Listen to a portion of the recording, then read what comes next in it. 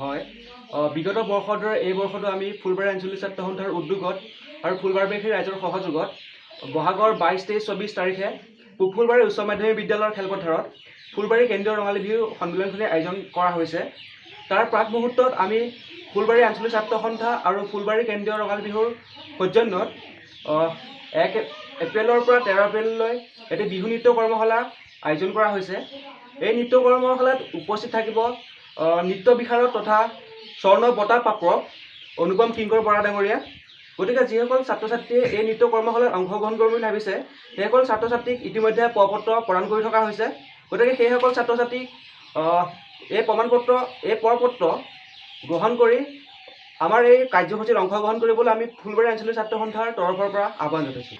হয় এইবাৰ আমাৰ কেন্দ্ৰীয় সমিতিৰ বিষয়ে উপস্থিত থাকিব সদৌ অসম ছাত্ৰ সন্থাৰ সভাপতি শ্ৰীযুত উৎপল শৰ্মা দেৱ উপস্থিত থাকিব আৰু সম্পাদক শংকৰজ্যোতি বৰুৱাদেৱ উপস্থিত থাকিব।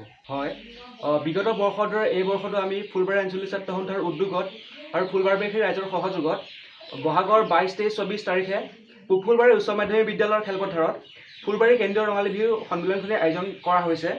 তাৰ প্ৰাক মুহূৰ্তত আমি ফুলবাৰী আঞ্চলিক ছাত্ৰ সন্থা আৰু ফুলবাৰী কেন্দ্ৰীয় ৰঙালী বিহুৰ সৌজন্যত 1 এপ্ৰিলৰ পৰা 13 এপ্ৰিললৈ এটি বিহু নৃত্য কৰ্মশালা আয়োজন কৰা হৈছে। এই নৃত্য কৰ্মশালাত উপস্থিত থাকিব নৃত্য বিশাৰদ তথা স্বৰ্ণ বঁটা প্ৰাপক অনুপম কিংকৰ বৰা ডাঙৰীয়া। গতিকে যিসকল ছাত্ৰ ছাত্ৰীয়ে এই নৃত্য কৰ্মশালাত অংশগ্ৰহণ কৰিম বুলি ভাবিছে সেইসকল ছাত্ৰ ছাত্ৰীক ইতিমধ্যে প্ৰপত্ৰ প্ৰদান কৰি থকা হৈছে। গতিকে সেইসকল ছাত্ৰ ছাত্ৰীক এই প্ৰপত্ৰ গ্ৰহণ কৰি আমাৰ এই কাৰ্যসূচীত অংশগ্ৰহণ কৰিবলৈ আমি ফুলবাৰী আঞ্চলিক ছাত্ৰ সন্থাৰ তৰফৰ পৰা আহ্বান জনাইছোঁ। হয় এইবাৰ আমাৰ কেন্দ্ৰীয় সমিতিৰ বিষয়ে উপস্থিত থাকিব সদৌ অসম ছাত্ৰ সন্থাৰ সভাপতি শ্ৰীযুত উৎপল শৰ্মা দেৱ উপস্থিত থাকিব আৰু সম্পাদক শংকৰজ্যোতি বৰুৱাদেৱ উপস্থিত থাকিব। হয় বিগত বৰ্ষৰ দৰে এই বৰ্ষতো আমি ফুলবাৰী আঞ্চলিক ছাত্ৰ সন্থাৰ উদ্যোগত আৰু ফুলবাৰীবাসী ৰাইজৰ সহযোগত বহাগৰ 22, 23, 24 তাৰিখে ফুলবাৰী উচ্চ মাধ্যমিক বিদ্যালয়ৰ খেলপথাৰত ফুলবাৰী কেন্দ্ৰীয় ৰঙালী বিহু সন্মিলনখনি আয়োজন কৰা হৈছে।